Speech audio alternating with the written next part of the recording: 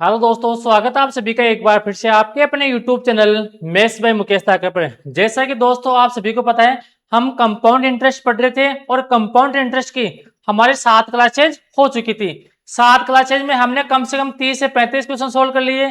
अगर आपने ये क्वेश्चन सही ढंग से पढ़े हैं और बेसिक आपने सही ढंग से एक बार सीखा है, तो आगे की जो भी मैं आपको क्वेश्चन सोल्व कराऊंगा उनमें आपको कोई भी दिक्कत नहीं होगी। तो चलिए आज के सेशन को शुरुआत करते हैं। अब देखो, हमने जो भी अब तक क्वेश्चन सोल्व किए थे उनमें क्या दे रखा था, प्रिंसिपल दे रखा था, टाइम अपने को दे रखा था और हमें क्या दे रखा था, रेट दे रखी थी। या तो अपने को पूछ रहा था कंपाउंड इंटरेस्ट पूछ रहा था, या अर्धवार्षिक या वार्षिक या त्रैमासिक का जो डिफरेंस है कंपाउंड इंटरेस्ट का वो हमें यहाँ पर पूछता था। लेकिन अब हम क्वेश्चन सोल्व करेंगे उनमें हमें यहाँ पर टाइम दे रखा मिलेगा और अपने को रेट दी हुई मिलेगी। अपने को यहाँ पर क्या पूछेगा, प्रिंसिपल पूछेगा। तो पहला क्वेश्चन, इसको सोल्व करने की कोशिश कीजिए। देखो, किसी निश्चित धनराशि पर 16% ब्याज की दर से 1/4 वर्ष का चक्रवृद्धि ब्याज तथा साधारण ब्याज का अंतर कितना दे रखा है, 32 रुपए दे रखा है। तो वह धनराशि कितनी होगी। तो हमें ऐसे क्या बताना है, हमें यहाँ पर क्या फाइंड आउट करना है, प्रिंसिपल फाइंड आउट करना है। अपने को टाइम दे रखा है 1/4 वर्ष टाइम दे रखा है। रेट अपने को कितनी दे रखी है, 16% दे रखी है। और 1/2 वर्ष का चक्रवृद्धि ब्याज और साधारण ब्याज का अंतर कितना दे रखा है, 32 रुपए दे रखा है। तो इस क्वेश्चन को सोल्व कैसे करेंगे वो यहाँ पर देखो। अगर मैं यहाँ पर साधारण ब्याज की बात करूं तो साधारण ब्याज की रेट कितनी दे रखी है, 16% दे रखी है। और टाइम कितना दे रखा है, 1/4 वर्ष हमें यहाँ पर टाइम दे रखा है। अगर मैं कंपाउंड इंटरेस्ट की बात करूं तो अपने को टाइम तो कितना दे रखा है, 1/4 वर्ष दे रखा है। और रेट अपने को कितनी दे रखी है, 16% हमें यहाँ पर रेट दे रखी है। लेकिन ध्यान रखना, अगर 2 साल की बात करता तो पहले साल भी रेट अपने पास कितनी लगती, 16% लगती। और दूसरे साल भी रेट कितनी लगती, 16% लगती। लेकिन यहाँ पर क्या बोल रहे हैं, पूरे 2 साल की बात नहीं कर रहा है, 1/4 वर्ष की बात कर रहा है। तो अगर पहले साल की बात करें, फर्स्ट ईयर की रेट की बात करें, तो पहले साल तो रेट कितनी लगेगी, पहले साल रेट लगेगी 16% लगेगी। अगर आगे बात करें 1/4 वर्ष की बात करें तो 16 में 4 का भाग दे दो, तो अगले 1/4 वर्ष की अपने पास जो रेट होगी वो कितनी हो जाएगी, 4% हो जाएगी। 4% कहां से आ गई, जैसे मान लो अपने पास 1.5 वर्ष होता तो 16 में किसका भाग देते हैं, 2 का भाग देते हैं। यहाँ पर अपने पास कितना है, 1/4 है, तो 16 में मैंने किसका भाग दे दिया, 4 का भाग दे दिया। तो ध्यान रखना, यहाँ पर अपन क्या निकालेंगे, साधारण ब्याज की प्रभावी दर निकालेंगे। तो रेट कितनी है, 16% है। और रेट को यहाँ पर क्या करना है, टाइम से मल्टीप्लाई कर दो। तो 1/4 को सोल्व करेंगे तो पहले 4 किससे मल्टीप्लाई होगा, 1 से मल्टीप्लाई होगा और उसमें 1 ऐड कर देंगे। तो यहाँ से कितना आ गया, 5/4 आ गया। अब देखो 4 से 16 कट गया 4 टाइम, तो यहाँ पर कितनी आ गई, अपने पास साधारण ब्याज की जो प्रभावी दर है वो कितनी आ गई, 20% आ गई। अगर अपन चक्रवृद्धि ब्याज की बात करें तो पहले साल तो रेट कितनी है, 16% है। और अगले साल यानी कि 1/4 वर्ष के लिए रेट कितनी है, 4% है। तो यहाँ पर लगा दो फॉर्मूला, A+B+A×B/100। तो पहले साल 16%, अगले साल 4%, प्लस 16 गुणा 4/100। तो देखो 16 + 4 कितना हो गया, 20। और 64 में 100 का भाग देंगे तो यहाँ पर कितना आएगा, 0.64 अपने पास ऐसे आ जाएगा। तो अगर कंपाउंड इंटरेस्ट की बात करें तो कंपाउंड इंटरेस्ट का अपने पास जो प्रभावी दर है वो कितनी आ गई, 20.64 अपने पास ऐसे आ गई।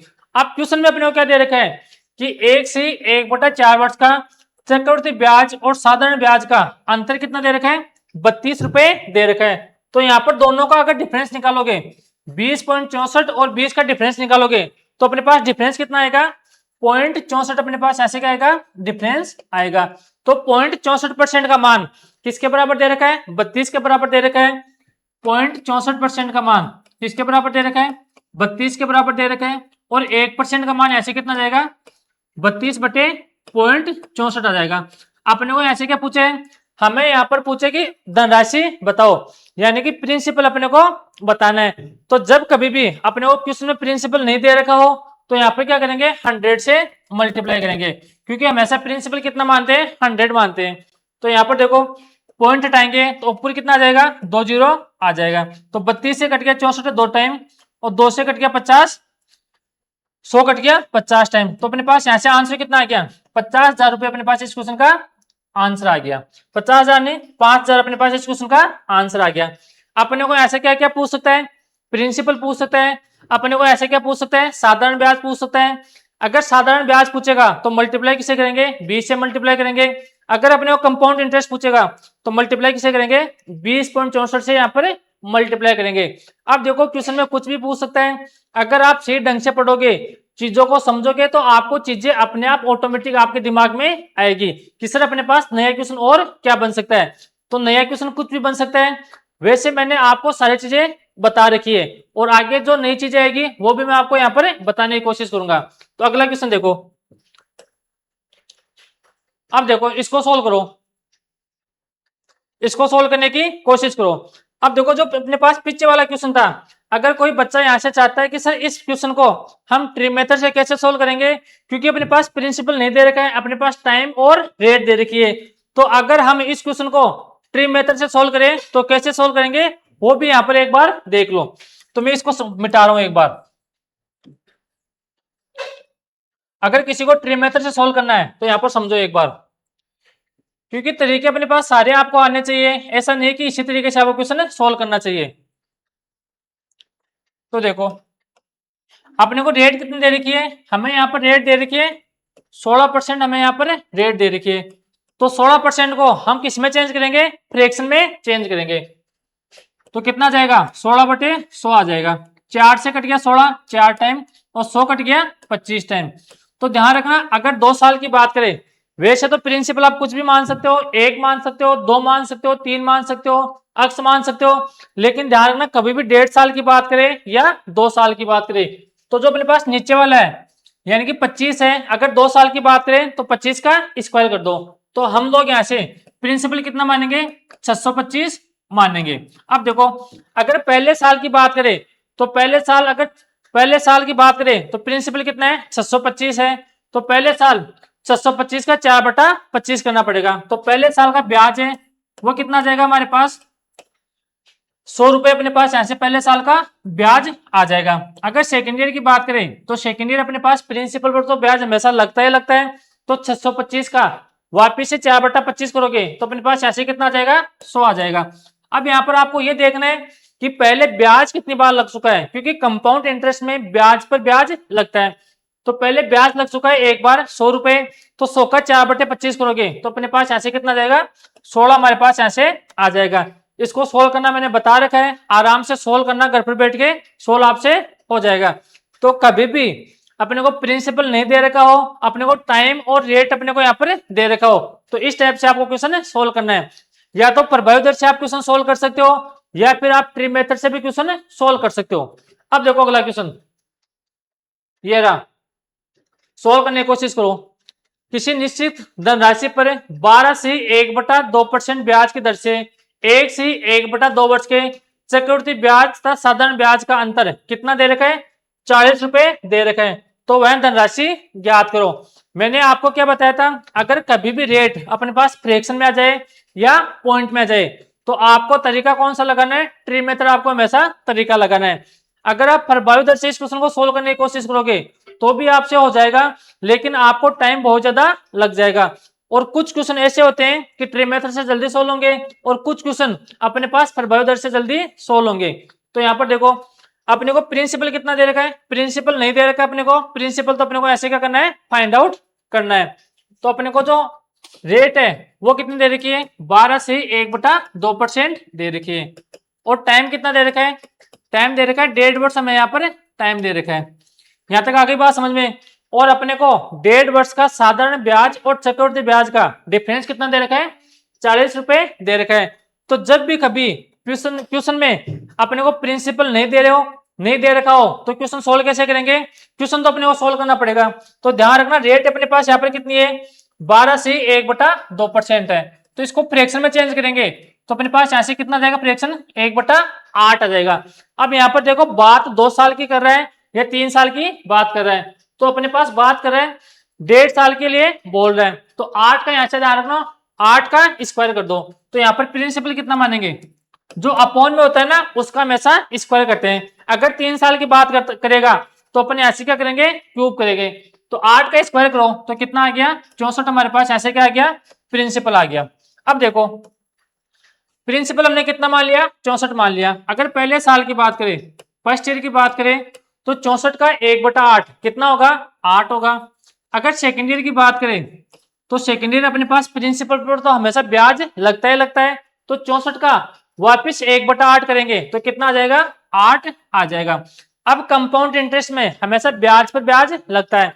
तो पहले देखो कितनी बार ब्याज लग चुका है, तो पहले ब्याज लग चुका है एक बार। तो 8 का 1/8 करोगे तो हमारे पास ऐसे कितना जाएगा, 1 रुपये अपने पास ऐसे आ जाएगा। अगर अपने को ये बोलता कि 2 साल के चक्रवृद्धि ब्याज और साधारण ब्याज का अंतर अपने को कितना दे रखा है, 40 रुपए दे रखा है, तो 1 का मान किसके बराबर आता, 40 के बराबर आता। लेकिन जो डिफरेंस दे रखा है वो कितने वर्ष का दे रखा है, 1.5 वर्ष का दे रखा है। तो पहले मैं यहाँ पर बात करूं सिंपल इंटरेस्ट की, यानी कि साधारण ब्याज की बात करूं, तो पहले साल जो साधारण ब्याज है वो तो कितना है, 8 रुपए है। यह ध्यान रखना, ये अपने पास पहले साल का साधारण ब्याज होता है और ये अपने पास क्या होता है, दूसरे साल का साधारण ब्याज होता है। लेकिन बात कर रहे हैं 1.5 वर्ष की, तो पहले साल का साधारण ब्याज 8 रुपए है, तो अगले आधे साल का यानी कि 6 महीने का साधारण ब्याज कितना हो जाएगा, 4 रुपए हो जाएगा। 8 का आधा करो तो कितना हो गया, 4 हो गया। तो 1.5 साल का साधारण ब्याज कितना आ गया, 12 आ गया।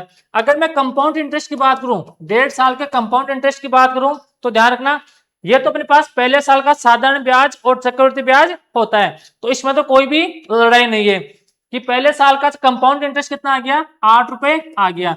ये अपने पास 8 और 1 कितना हो गया, 9। अगर इसकी बात करें तो अपने पास ये ओनली सेकेंड ईयर का क्या है, अपने पास कंपाउंड इंटरेस्ट है। लेकिन अपने को पूरे 2 साल का नहीं चाहिए, अपने को 1.5 साल का चाहिए। तो 1 साल का कंपाउंड इंटरेस्ट कितना है, 8 है। अगले 6 महीने का अपने को निकालना है, तो 9 को डिवाइड किससे कर दो, 2 से डिवाइड कर दो, तो कितना आ गया, 4.5 आ गया। तो 1.5 साल का कंपाउंड इंटरेस्ट कितना आ गया, 12.5 रुपए अपने पास ऐसे आ गया। अब क्वेश्चन में अपने को क्या दे रखा है कि 1.5 साल का चक्रवृद्धि ब्याज और साधारण ब्याज का अंतर कितना दे रखा है, 40 रुपए दे रखा है। यानी कि क्वेश्चन के अकॉर्डिंग दोनों का डिफरेंस कितना है, 40 रुपए है, और अपने अकॉर्डिंग दोनों में डिफरेंस कितना है, 0.5 का अपने पास यहाँ पर डिफरेंस है। तो 0.5 का मान किसके बराबर दे रखा है, 40 के बराबर दे रखा है। 1 का मान ऐसे कितना आ गया, 40/0.5। अब ध्यान रखना कुछ बच्चे यहाँ पर गलती क्या करते हैं जल्दीबाजी में कि सर प्रिंसिपल हमेशा 100 मानते हैं, लेकिन ध्यान रखना हमने यहाँ पर प्रिंसिपल कितना माना है, 64 रुपए माना है, तो मल्टीप्लाई किसे करेंगे, 64 से मल्टीप्लाई करेंगे। तो कर दो 64 से मल्टीप्लाई, यहां से पॉइंट हटाएंगे तो ऊपर कितना आ जाएगा, 0 आ जाएगा। 5 से कट गया, 2 टाइम कट गया, तो अपने पास ऐसे कितना आ गया, 40 गुणा 2 कितना आ गया, 80 आ गया, गुणा 64, गुणा करो 0, 8 चौक 32, हासिल 3, 8 गुणा 6 48, 48 से 3 कितना होता है, 51। तो अपने पास ऐसे कितना आ गया, 5120 रुपए अपने पास ऐसे क्या आ गया, प्रिंसिपल आ गया। जो जो आपको क्वेश्चन में बोलता जा रहा है वो आपको यहाँ पर करना पड़ेगा। तो देखो हमने ये क्वेश्चन सोल्व कर लिया, आसान क्वेश्चन है, और ऐसे क्वेश्चन आपके एग्जाम में पहले भी आए हैं और आगे भी आएंगे। अब देखो अगला क्वेश्चन ये रहा। अब देखो 3 साल का आ गया, यहाँ पर रेट कितनी दे रखी है, 9 से 1/11% दे रखी है, और 3 वर्ष के लिए चक्रवृद्धि ब्याज और साधारण ब्याज का अंतर कितना दे रखा है, 170 रुपए दे रखा है। तो वह धनराशि ज्ञात करो। तो मैंने क्या बताया, रेट अपने पास यहाँ पर कितनी है, 9 से 1/11% है। तो 9 से 1/11% का अपने पास फ्रैक्शन कितना होता है, 1/11 होता है। अगर 2 साल की बात करता है तो स्क्वायर करेंगे, अगर 3 साल की बात करेगा तो अपन यहाँ पर क्या करेंगे, क्यूब करेंगे। तो देखो ये क्वेश्चन आसान होते हैं भाई, ध्यान रखना। रेट कितनी दे रखी है, 9 से 1/11% रेट दे रखी है। तो ध्यान रखना अब आपको फ्रैक्शन में चेंज करना आना चाहिए। फ्रैक्शन परसेंटेज से फ्रैक्शन में चेंज कैसे करते हैं, 11 गुणा 9 कितना आ गया, 99 आ गया, और उसमें 1 ऐड कर देंगे तो कितना बन गया, 100/11 बन गया। अगर परसेंटेज से फ्रैक्शन में चेंज करते हैं तो डिवाइड किससे करते हैं, 100 से डिवाइड करते हैं, तो ऊपर वाला 100 और नीचे वाला 100 आपस में कट जाएंगे। तो यहाँ पर कितना आ गया, 1/11 अपने पास ऐसे क्या आ गया, इसका फ्रैक्शन आ गया। और टाइम की बात करें तो टाइम अपने को यहाँ पर कितना दे रखा है, टाइम दे रखा है 3 वर्ष दे रखे हैं। तो जब भी 3 वर्ष की बात करें तो जो अपने पास नीचे वाला है जो अपॉन में होता है उसका क्या कर देंगे, क्यूब कर देंगे। तो 11 का क्यूब कितना होता है, 1331 होता है। तो हमने यहाँ पर प्रिंसिपल कितना मान लिया, 1331 रुपए हमने यहाँ पर क्या मान लिया, प्रिंसिपल मान लिया। अब ध्यान रखना, आप प्रिंसिपल 100 भी मान सकते हो, आप प्रिंसिपल 121 भी मान सकते हो, अक्स भी मान सकते हो, एक भी मान सकते हो। लेकिन ध्यान रखना, अगर आप प्रिंसिपल 100 मानोगे तो भी अपने पास क्वेश्चन यहाँ से सोल्व हो जाएगा। अगर प्रिंसिपल 100 मानोगे तो 100 का 1/11 कितना होता है, 100/11 आएगा। तो बाद में अगर आप सोल्व करोगे तो आपको कैलकुलेशन में दिक्कत आएगी। तो देखो, अगर पहले साल की बात करें, तो पहले साल जो ब्याज लगेगा 1331 का 1/11 अपने पास यहाँ पर क्या लगेगा, ब्याज लगेगा। तो 1331 का 1/11 कितना होता है, 121 रुपए होता है। अगर सेकेंड ईयर की बात करें तो सेकेंड ईयर वापिस से अपने पास प्रिंसिपल पर तो हमेशा ब्याज लगता ही लगता है। तो 1331 का 1/11 करोगे तो वापिस कितना आ जाएगा, 121 रुपए अपने पास ऐसे आ जाएगा। अब देखो, पहले यहाँ पर ये देखो कि अपने पास ब्याज कितनी बार लग चुका है, क्योंकि कंपाउंड इंटरेस्ट पर ब्याज लगता है। तो वापिस से 121 का 1/11 लगेगा, तो यहाँ पर कितना आ गया, 11 आ गया। अगर तीसरे साल की बात करें तो तीसरे साल प्रिंसिपल पर तो हमेशा ब्याज लगता ही लगता है। तो 1331 का 1/11 करोगे तो कितना आ जाएगा, 121 रुपए अपने पास ऐसे आ जाएगा। अब आपको यहाँ पर ये देखना है कि पीछे अपने पास ब्याज कितनी बार लग चुका है, इसको छुपा लो। तो अपने पास पीछे ब्याज लग चुका है 121, एक टाइम, 2 टाइम और 3 टाइम। इन तीनों पर 1/11% की रेट से अपने पास ब्याज वापिस से लगेगा। तो 121 का 1/11 कितना होगा, 11 होगा। 121 का 1/11 कितना होगा, 11 होगा। और 11 का 1/11 कितना होगा, 1 होगा। अगर आपने बेसिक ढंग से पढ़ा है तो ध्यान रखना, मैंने आपको चीजें बताई थी। अगर 3 साल के कंपाउंड इंटरेस्ट और सिंपल इंटरेस्ट के डिफरेंस की बात करें तो अपने पास जो डिफरेंस है वो कितना आएगा, इन चारों को ऐड कर दो। चारों को ऐड कैसे करेंगे, यानी कि डिफरेंस अपने पास चारों ये कैसे है वो देखो। अगर अपन बात करें सिंपल इंटरेस्ट की तो पहले साल का सिंपल इंटरेस्ट, दूसरे साल का सिंपल इंटरेस्ट और तीसरे साल का सिंपल इंटरेस्ट, इन तीनों को ऐड कर दो। और 3 साल का कंपाउंड इंटरेस्ट के लिए इन तीनों को ऐड कर दो। तो जब आप माइनस करोगे कंपाउंड इंटरेस्ट में से आप सिंपल इंटरेस्ट माइनस करोगे तो अपने पास जो अंतर आएगा वो कितना आएगा, 34 अपने पास ऐसे अंतर आ जाएगा। तो ये चीजें अब आपको याद होनी चाहिए कि अगर 3 साल के कंपाउंड इंटरेस्ट और सिंपल इंटरेस्ट के डिफरेंस की बात करें तो अपने पास जो डिफरेंस है वो क्या आएगा, ये अपने पास यहाँ पर डिफरेंस आता है। तो अपने पास डिफरेंस कितना आ गया, 34 अपने पास यहाँ पर क्या आ गया, डिफरेंस आ गया। 34 का मान कितना दे रखा है, 170 रुपए दे रखे हैं। और एक का मान ऐसे कितना आ जाएगा, 170/34 आ जाएगा। अपने को यहाँ पर क्या पूछा है, अपने को यहाँ पर पूछा है प्रिंसिपल पूछा है। तो हमने प्रिंसिपल कितना माना है, 1331 रुपए अपने यहाँ पर क्या माना है, प्रिंसिपल माना है। अब इन चीजों का ध्यान रखना है कि प्रिंसिपल हमने क्या माना था। कुछ बच्चे यहाँ पर गलती वापिस से वही करेंगे, क्योंकि प्रिंसिपल हमेशा क्या मानेंगे, 100 मानेंगे। तो मल्टीप्लाई किससे करेंगे, 1331 से मल्टीप्लाई करेंगे। अब ध्यान रखना, ये 17 से कट गया 2 टाइम, 17 से कट गया 10 टाइम, 2 से कट गया 5 टाइम। तो 1331 को 5 से मल्टीप्लाई करोगे तो 5, 5 गुणा 3 15, हासिल 1, 13 गुणा 5 65, 65 कितना होता है 66। तो अपने पास यहाँ से 3 साल का जो प्रिंसिपल है वो कितना आ गया, 6655 रुपए अपने पास ऐसे क्या आ गया, प्रिंसिपल आ गया।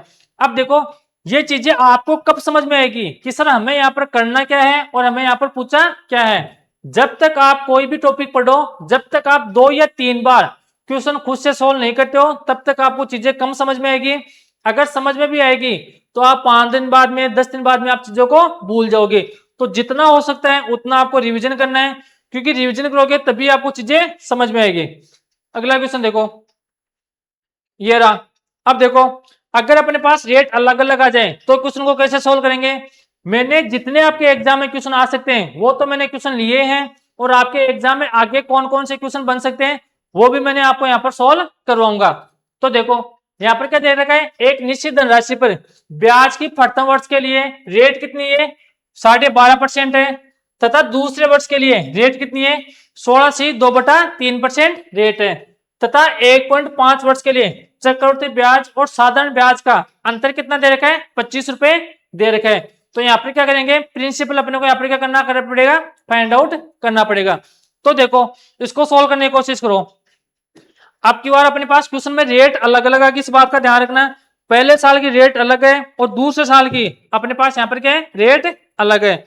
तो इस क्वेश्चन को आप सोल्व करने की कोशिश करोगे तो आपसे आराम से हो जाएगा, बस आपको ट्राई करते रहना है। तो करो सोल्व इसको।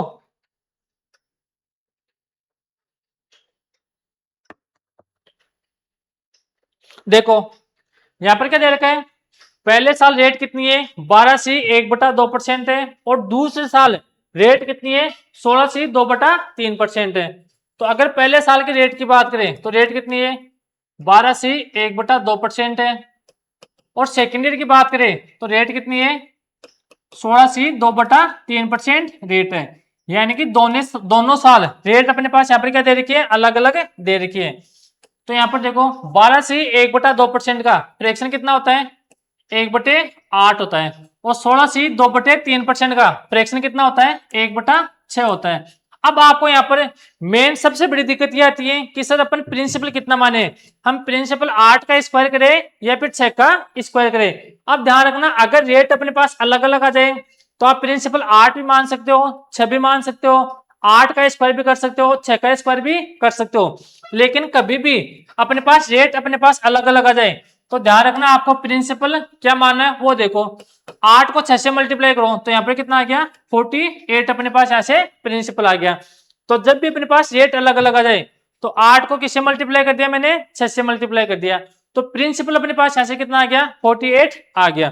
अब देखो अगर पहले साल के ब्याज की बात करें तो पहले साल ब्याज यहाँ से कितना जाएगा 48 का 1/8 करो, क्योंकि पहले साल रेट कितनी है 12C1/2% है और 12C1/2% को मैंने पहले ही सोल्व कर लिया, कितना आ गया 1/8 आ गया। तो 48 का 1/8 करोगे तो यहाँ पर ब्याज कितना लगेगा 6 रुपए लगेगा। अगर सेकेंड ईयर की बात करें तो ध्यान रखना सेकेंड ईयर जो रेट है वो आपकी बार कितनी लगेगी 1/6 लगेगी।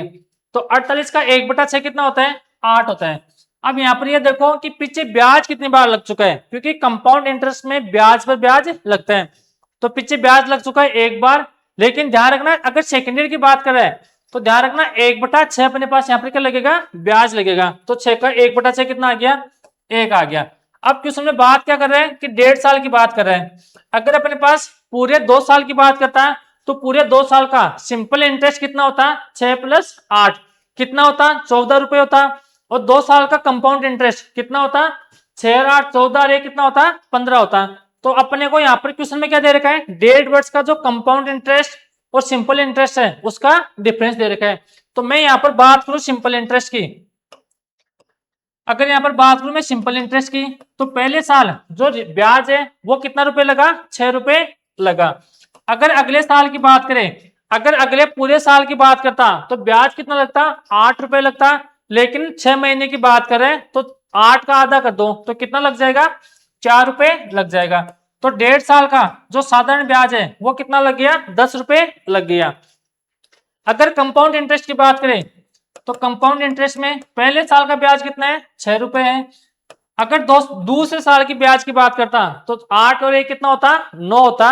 तो अपने पास 2 साल का जो कंपाउंड इंटरेस्ट है वो अपने पास यहाँ से कितना जाता 15 रुपए अपने पास यहाँ से आ जाता। लेकिन अगले 6 महीने की बात करें तो पूरे साल का ब्याज कितना है 8 और 1 9 हो गया, तो 6 महीने का ब्याज कितना लगेगा 4.5। तो 1.5 साल का कंपाउंड इंटरेस्ट कितना आ गया 10.5 रुपए अपने पास ऐसे आ गया। अब क्वेश्चन में अपने को यहाँ पर ये दे रखा है कि 1.5 साल का कंपाउंड इंटरेस्ट और सिंपल इंटरेस्ट का जो ब्याज है वो कितना दे रखा है 25 रुपए दे रखा है और अपने अकॉर्डिंग दोनों का जो डिफरेंस है वो कितना दे रखा है 0.5 अपने को यहाँ पर दे रखा है। तो 0.5 का मान किसके बराबर दे रखा है 25 के बराबर दे रखा है। 0.5 का मान किसके बराबर दे रखा है 25 के बराबर दे रखा है। एक का मान ऐसे कितना आ गया 25/0.5। अब ध्यान रखना मल्टीप्लाई किससे करेंगे, सबसे बड़ी बात यहाँ पर यह आती है कि हमने प्रिंसिपल कितना माना था 48 रुपए, हमने यहाँ पर क्या माना था प्रिंसिपल माना था। तो मल्टीप्लाई किससे करेंगे 48 से मल्टीप्लाई करेंगे, पॉइंट से पॉइंट हट गया तो ऊपर कितना आ गया 0 आ गया। अब देखो 5 से कट गया 5 टाइम और यहाँ पर कितना आ गया 50 को 48 से मल्टीप्लाई करोगे तो अपने पास यहाँ से 1.5 साल का जो प्रिंसिपल है वो हमारे पास यहाँ से आ जाएगा। तो गुणा करोगे तो अपने पास ध्यान रखना 0, 8 पंजू 40, 20 4 24। तो अपने पास यहाँ से कंपाउंड वो प्रिंसिपल है वो कितना आ गया 2400 रुपये। अपने पास यहाँ से क्या आ गया प्रिंसिपल आ गया। तो ध्यान रखना जब तक चीजें खुद से सोल्व करने की नई कोशिश करोगे तब तक आपको चीजें कम समझ में आएगी। अगर आपने एक बार मेहनत कर ली ढंग से, आपने ये सोच लिया कि मेरे को मैथ सीखनी है, तो आप आराम से कोई भी क्वेश्चन यहाँ पर सोल्व कर सकते हो। अगला क्वेश्चन देखो, क्वेश्चन नंबर 34, ये देख लो, वीडियो 2025 का क्वेश्चन है, शानदार क्वेश्चन है। अगर इस टाइप के क्वेश्चन आप सोल्व कर लोगे, 5 4 या 10 15 क्वेश्चन सोल्व कर लोगे, तो आपके एग्जाम में कोई भी दिक्कत नहीं आएगी। तो देखो, यदि किसी धनराशि पर 10% वार्षिक दर से 1/2 वर्ष के लिए अर्धवार्षिक संयोजित हो, तो चक्रवृद्धि ब्याज और साधारण ब्याज में जो अंतर है वो कितना दे रखा है 244 रुपए दे रखा है। तो यहाँ से अपने को बताना क्या है, धनराशि बताना है। तो पहली बात तो यहाँ से ये समझो कि अगर वार्षिक की बात करें या अर्धवार्षिक की बात करें या त्रैमासिक की बात करें या 4 महीने की बात करें, तो इनका साधारण ब्याज में कोई भी फर्क नहीं पड़ता है। ना तो अपन 4 से मल्टीप्लाई करेंगे और ना ही अपन 4 से डिवाइड करेंगे। तो रेट कितनी है, रेट अपने पास है 10% है। टाइम अपने को कितना दे रखा है, टाइम अपने को दे रखा है 1/2% अपने को यहाँ पर टाइम दे रखा है। ये तो मैंने किसकी बात कर ली, साधारण ब्याज की बात कर ली। अब कंपाउंड इंटरेस्ट की बात करेंगे, तो कंपाउंड इंटरेस्ट ध्यान रखना वार्षिक गणना नहीं कर रहे, अर्धवार्षिक गणना करता है। तो अर्धवार्षिक गणना करता है तो रेट को क्या करते हैं, आधा करते हैं। तो 10 का आधा कितना हो गया 5 हो गया। और टाइम को क्या करते हैं, टाइम को करते हैं डबल करते हैं। तो टाइम कितना आ गया 3 वर्ष अपने पास यहाँ से टाइम आ गया। तो पहले तो यहाँ से ये निकाल लो कि साधारण ब्याज की जो प्रभावी दर है वो कितनी आएगी। तो टाइम को रेट से मल्टीप्लाई करोगे तो अपने पास साधारण ब्याज की क्या आ जाएगी, प्रभावी दर आ जाएगी।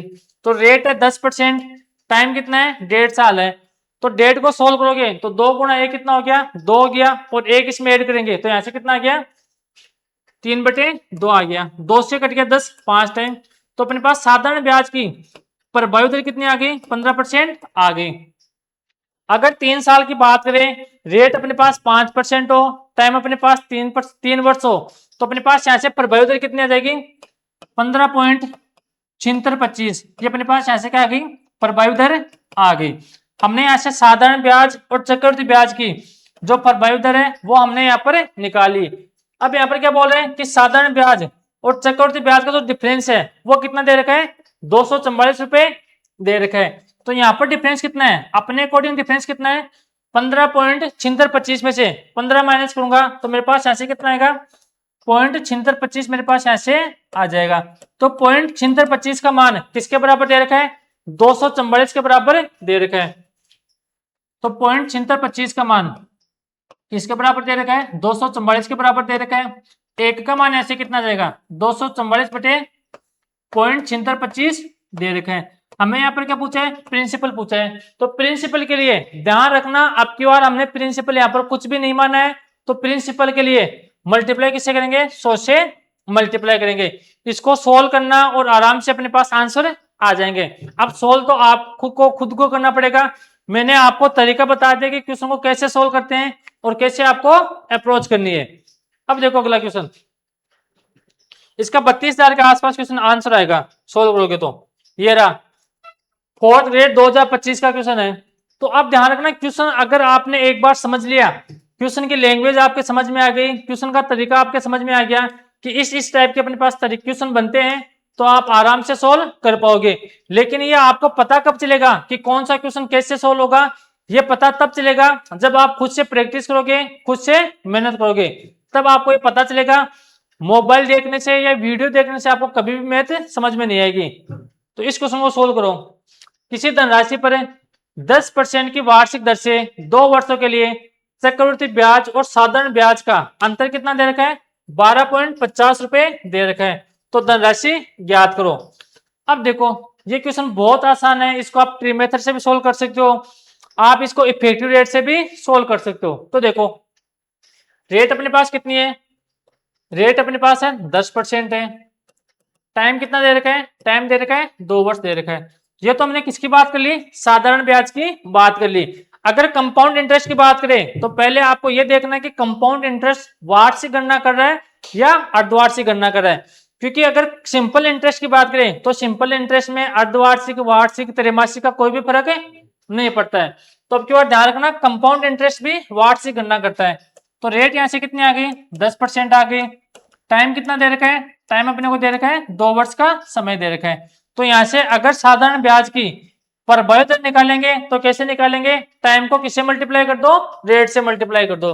तो 10 गुणा 2 कितना आ गया, 20% अपने पास यहाँ से क्या आ गई, साधारण ब्याज की प्रभावी दर या इफेक्टिव रेट हमने यहाँ से निकाली।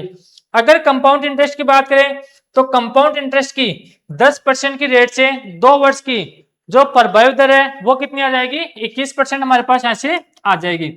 अभी 21% कहां से आ गई, कुछ बच्चों के यहाँ पर दिमाग में यह आएगा। तो 10 का डबल करो कितना हो गया, 20 आ गया। पॉइंट लगाकर 10 का स्क्वायर कर दो। लेकिन ध्यान रखना पॉइंट के बाद में हमेशा अपन 2 ही संख्या रखेंगे। अगर 2 से ज्यादा संख्या है तो भी 2 बनाएंगे, अगर 2 से कम है तो भी 2 बनाएंगे। तो अपने को क्वेश्चन में क्या दे रखा है, क्वेश्चन में अपने को यहाँ पर दे रखा है कि 2 वर्ष का चक्रवृद्धि ब्याज और साधारण ब्याज का डिफरेंस कितना दे रखा है, 12.50 रुपए दे रखा है। तो यहाँ पर अपने अकॉर्डिंग दोनों में डिफरेंस कितना दे रखा है, 1% का दे रखा है। ये 1% का मान किसके बराबर दे रखा है, 12.5 के बराबर दे रखा है। तो 1 का मान ऐसे कितना आ गया, 12.50/1। अपने को यहाँ पर क्या पूछा है, प्रिंसिपल पूछा है। तो प्रिंसिपल के लिए अगर हमने प्रिंसिपल कुछ भी नहीं माना है तो प्रिंसिपल हमेशा किससे मल्टीप्लाई करेंगे, 100 से मल्टीप्लाई करेंगे। तो इसको सोल्व करोगे तो अपने पास ऐसे आंसर कितना आ गया, 1250 रुपए अपने पास ऐसे क्या आ गया, प्रिंसिपल आ गया। कौन सा ऑप्शन सही है, ऑप्शन नंबर सी अपने पास ऐसे करेक्ट आंसर है। तो ये तो अपने पास हो गया कौन सा तरीका, प्रभावी दर या इफेक्टिव रेट वाला तरीका मैंने आपको बता दिया। अगर कोई भी बच्चा यहाँ से ट्री मेथड से सोल्व करना चाहता है तो तो ट्री मेथड से भी आप सोल्व कर सकते हो। देखो टाइम कितना दे रखा है, 2 वर्ष दे रखा है, रेट अपने पास कितनी है, 10% है।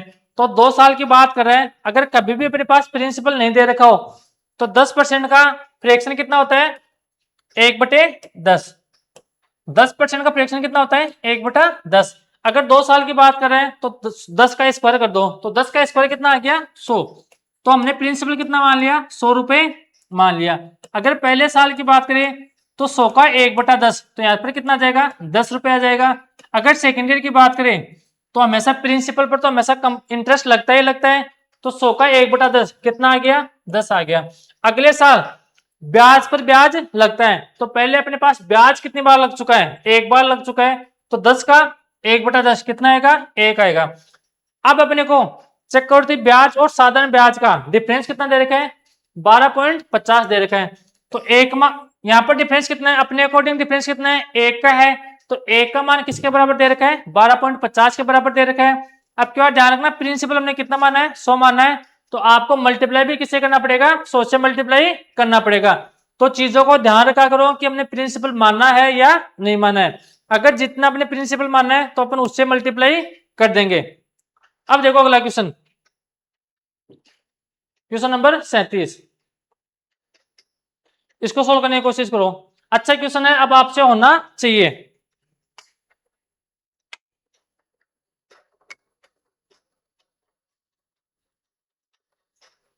सोल्व करने की कोशिश करो भाई। तो देखो यहां पर क्या बोल रहे हैं, एक निश्चित धनराशि पर 4% वार्षिक ब्याज की दर से 2 वर्षों का चक्रवृद्धि ब्याज और साधारण ब्याज का अंतर कितना दे रखा है, 40 रुपए दे रखा है। और अपने को यहाँ पर क्या पूछा है, प्रिंसिपल पूछा है। तो देखो रेट कितनी है, 4% है। टाइम कितना दे रखा है, 2 वर्ष टाइम दे रखा है। तो साधारण ब्याज की अगर सिंपल इंटरेस्ट की बात, सिंपल इंटरेस्ट की प्रभावी दर की बात करें तो टाइम को किससे मल्टीप्लाई करते हैं, रेट से मल्टीप्लाई करते हैं। तो यहाँ से कितनी आ गई, 8% आ गई साधारण ब्याज की प्रभावी दर। अगर कंपाउंड इंटरेस्ट की उसकी प्रभावी दर की बात करें तो टाइम कितना है, 2 वर्ष है, रेट कितनी है, 4% है। तो यहाँ पर कितनी आ गई, 8.16 अपने पास यहाँ से आ गई। अब इन दोनों का डिफरेंस यहाँ से कितना आ जाएगा, इन दोनों का डिफरेंस आएगा 0.16 आएगा। यानी कि 0.16% का मान किसके बराबर दे रखा है, 40 के बराबर दे रखा है। और 1 का मान यहाँ से कितना आ गया, 40/0.16 आ गया। मल्टीप्लाई किसे करेंगे, 100 से मल्टीप्लाई करेंगे। पॉइंट हटाएंगे तो यहाँ पर कितना आ जाएगा, 2 जीरो आ जाएगा। 4 से कट गया 10 टाइम, 4 से कट गया 4 टाइम, 4 से कट गया 25 टाइम। तो इसको सोल्व करोगे तो अपने पास देखो आंसर कितना आ रहा है, अपने पास ऑप्शन नंबर बी यहाँ पर करेक्ट आंसर हो जाएगा। ऑप्शन नंबर बी यानी कि 25,000 रुपए अपने पास ऐसे क्या आ गया, प्रिंसिपल आ गया। तो ध्यान रखना, अगर खुद से मेहनत करोगे, खुद से क्वेश्चन सोल्व करने की कोशिश करोगे तो आपसे आराम से क्वेश्चन सोल्व होना स्टार्ट होंगे। तो आज के लिए इतना ही, मिलते हैं कल के सेशन में। Bye bye, take care.